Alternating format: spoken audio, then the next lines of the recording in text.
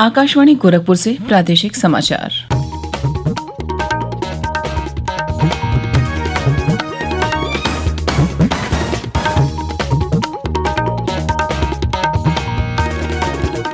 नमस्कार, समाचार बुलेटिन के साथ मैं शिवानी अरोरा। पहले मुख्य समाचार। राज्यपाल आनंदीबेन पटेल ने कहा, लौह पुरुष सरदार वल्लभ भाई पटेल के विचार आज भी हैं प्रासंगिक और प्रेरणादायी। रक्षा मंत्री राजनाथ सिंह ने मौजूदा सुरक्षा स्थिति से निपटने में भारतीय सेना की भूमिका की प्रशंसा की। प्रदेश सरकार ने कोविड-19 की रोकथाम और सर्दी के मौसम में इसके संभावित उछाल से निपटने के लिए जारी किए आवश्यक दिशा निर्देश और देश में कोविड से स्वस्थ होने की दर लगभग 91% और प्रदेश में ठीक होने की दर बढ़कर हुई 93.18%। अब समाचार विस्तार से। राज्यपाल आनंदीबेन पटेल ने कहा है कि लौह पुरुष सरदार वल्लभ भाई पटेल के विचार आज भी प्रासंगिक और प्रेरणादायी हैं। राज्यपाल कल पत्र सूचना कार्यालय भारत सरकार लखनऊ द्वारा आयोजित सरदार वल्लभ भाई पटेल विषयक एक वेबिनार में बोल रही थीं। उन्होंने कहा कि भारत जिस एकता के सूत्र में बंधा हुआ है उसका श्रेय सरदार पटेल को ही जाता है। उन्होंने कहा कि इस महान प्रयास के कारण ही आज देश एक बड़े लोकतंत्र के रूप में विश्व में पहचान बनाए हुए है। राज्यपाल ने लोगों से सरदार पटेल के विचारों को आत्मसात करने का आह्वान किया, जिससे देश एक मजबूत और आत्मनिर्भर भारत बनने की दिशा में आगे बढ़ सके।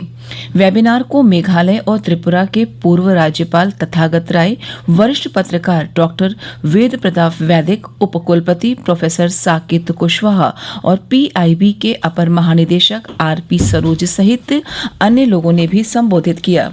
एक अन्य कार्यक्रम के दौरान राज्यपाल ने विश्व जूडो दिवस के अवसर पर उत्तर प्रदेश जूडो एसोसिएशन द्वारा आयोजित समारोह में ब्लैक बेल्ट का वितरण किया। उन्होंने कहा कि वर्तमान परिस्थितियों में बेटियों को इस तरह के खेलों का प्रशिक्षण लेकर स्वयं को सशक्त बनाने और हर परिस्थिति में मुकाबला करने की क्षमता हासिल करनी चाहिए। उन्होंने कल ही प्रयागराज में इलाहाबाद संग्रहालय की आर्ट गैलरी का भी ऑनलाइन शुभारंभ किया। रक्षा मंत्री राजनाथ सिंह ने कहा है कि मौजूदा सुरक्षा माहौल में सेना द्वारा की गई पहल ने देश को गौरवान्वित किया है। कल नई दिल्ली में सेना के कमांडरों के सम्मेलन में रक्षा मंत्री ने कहा कि सरकार सुधारों की गतिविधियां आगे बढ़ाने में सेना को पूरी सुविधाएं उपलब्ध कराने के लिए प्रतिबद्ध है।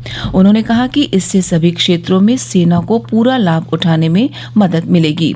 श्री सिंह ने दोहराया कि सरकार सशस्त्र बलों को मजबूत बनाने में कोई कसर नहीं छोड़ेगी।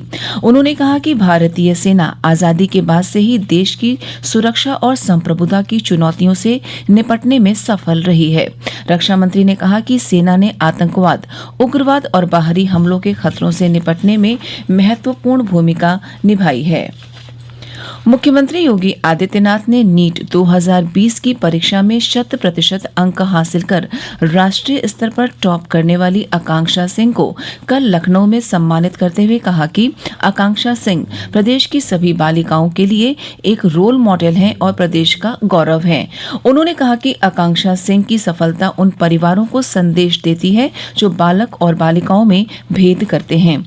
इस अवसर पर उन्होंने कुमारी आकांक्षा सिंह की यूजी की पढ़ाई के सभी खर्चों की सरकार द्वारा व्यवस्था करने की घोषणा की। आकांक्षा सिंह के घर तक जाने वाली सड़क को भी ठीक कराने के निर्देश दिए। मुख्यमंत्री योगी आदित्यनाथ ने कल गोरखपुर में एनेक्सी भवन में अधिकारियों के एक बैठक में धुदियापार चीनी मिल के पास करीब 1600 एकड़ में ग्रीन फील्ड नया एयरपोर्ट बनाने पर चर्चा करते हुए कहा कि विकास को गति देने के लिए इस क्षेत्र में एयर कनेक्टिविटी की जरूरत है। उन्होंने गोरखपुर के विकास कार्यों की भी समीक्षा की। उप मुख्यमंत्री डॉक्टर दिनेश शर्मा ने उच्च शिक्षा प्राप्त कर रहे छात्रों के उत्कृष्ट श्रेणी की पाठ्य सामग्री ऑनलाइन उपलब्ध कराने के लिए उत्तर प्रदेश उच्च शिक्षा डिजिटल लाइब्रेरी का कल लखनऊ में एक कार्यक्रम के दौरान शुभारंभ किया। इस अवसर पर बोलते हुए उन्होंने कहा कि डिजिटल लाइब्रेरी उच्च शिक्षा के क्षेत्र में एक अनूठी पहल है और यह लाइब्रेरी उच्च शिक्षा की सीमाओं को व्यापक स्तर पर मजबूत करेगी। उन्होंने कहा कि कॉलेजों और विश्वविद्यालयों में छात्र पाठ्य सामग्री महंगी होने के कारण खरीदने में असमर्थ होते हैं। इस डिजिटल लाइब्रेरी के माध्यम से उनकी इस समस्या का समाधान हो सकेगा।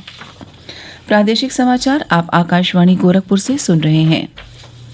प्रदेश सरकार ने कोविड-19 की रोकथाम और सर्दी के मौसम में इसके संभावित उछाल से निपटने के लिए विशेष उपाय किए जाने की आवश्यकता बताते हुए दिशा निर्देश जारी किए हैं। अपर मुख्य सचिव स्वास्थ्य अमित मोहन प्रसाद ने सभी जिलाधिकारियों को निर्देश जारी करते हुए कहा कि हर जिले में निर्धारित लक्ष्य के अनुसार आरटी-पीसीआर और एंटीजन परीक्षण सुनिश्चित किए जाएं। उन्होंने कहा कि सरकारी और निजी अस्पतालों में इलाज के लिए आने वाले सभी गंभीर मरीजों का कोविड टेस्ट सुनिश्चित किया जाए। आदेश में बंदी गृहों में रहने वाले वृद्धाश्रम, बाल सुधार गृह और नारी निकेतन में रहने वाले लोगों की नियमित जांच कराने के लिए कहा गया है। निर्देशों में इस बात पर जोर दिया गया है कि कोरोना संक्रमण का खतरा अभी टला नहीं है और कई देशों और राज्यों में कोविड का दूसरा उछाल देखा जा रहा है। इस संबंध में जागरूक और सतर्क रहने के संदेश को लोगों के बीच प्रसारित किया जाए। एक रिपोर्ट हमारे संवाददाता से। ये परीक्षण उन लोगों पर किए जाएंगे जो आने वाले करवा चौथ और दीपावली के त्योहार के दौरान आम लोगों के संपर्क में आएंगे। आगामी त्योहारों के मौसम में करवा चौथ और दीपावली ऐसे त्योहार हैं जहां बाजारों और कई दूसरी जगहों पर सबसे ज्यादा लोगों का आना जाना होता है। आज इस परीक्षण अभियान के पहले दिन ऑटो ड्राइवरों और रिक्शा ड्राइवरों की कोविड जाँच के नमूने लिए जाएंगे। इसी तरह से आने वाले दिनों में मेहंदी की दुकानों, ब्यूटी पार्लर, मॉल और इलेक्ट्रॉनिक्स के सामानों की दुकानों पर काम करने वाले कर्मचारियों और धार्मिक स्थलों पर काम करने वाले लोगों की भी जांच की जाएगी। इस बीच राज्य में कोरोना वायरस से ठीक होने वाले लोगों का प्रतिशत बढ़कर 93 हो गया है, जो कि राष्ट्रीय औसत से अधिक है। अपर मुख्य सचिव स्वास्थ्य अमित मोहन प्रसाद ने कहा कि राज्य में कोरोना के पीड़ित मरीजों की संख्या में लगातार कमी आ रही है। 17 सितंबर को सबसे ज्यादा कोविड मामले प्रदेश में मौजूद थे, जो अब 63% कम हो चुके हैं। राज्य में इस समय कोरोना के 25,478 सक्रिय मरीज मौजूद हैं, जिनमें से 2049 मामलों का पता पिछले 24 घंटों में चला है। सुशील चंद्र तिवारी, आकाशवाणी समाचार, लखनऊ। देश ने कोविड से निपटने में महत्वपूर्ण सफलता हासिल की है।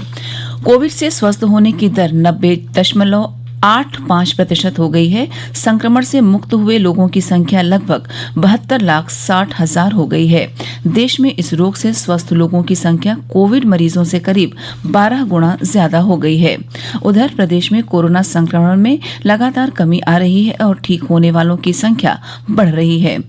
अपर मुख्य सचिव स्वास्थ्य अमित मोहन प्रसाद ने कल लखनऊ में बताया कि पिछले 36 घंटों के दौरान 2049 कोरोना के नए मामले आए और इस दौरान 2,742 लोग ठीक हो गए। उन्होंने बताया कि पिछले 41 दिनों से कोरोना के सक्रिय मामलों में लगातार कमी आ रही है और अब तक सर्वोच्च स्तर के समय से 63% सक्रिय मामले घटे हैं। इस समय सक्रिय मामलों की संख्या 25,887 है। श्री प्रसाद ने बताया कि कोरोना से ठीक होने की दर लगातार बढ़ रही है और अब यह 93.18% हो गई है।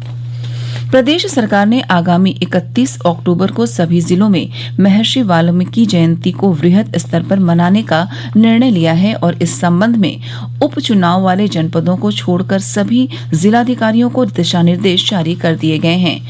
मुख्य सचिव राजेंद्र कुमार तिवारी ने बताया कि सभी कार्यक्रम कोविड-19 के दिशा निर्देशों के अनुपालन में ही आयोजित किए जाएंगे। उन्होंने बताया कि रामायण में निहित मानव और सामाजिक मूल्यों के व्यापक प्रचार प्रसार के लिए महर्षि वाल्मीकि से संबंधित स्थलों और मंदिरों पर वाल्मीकि रामायण का पाठ करने का कार्यक्रम निर्धारित किया गया है। संस्कृति और सूचना विभाग से संबंधित कलाकार और अधिकारी कार्यक्रमों का समन्वय करेंगे।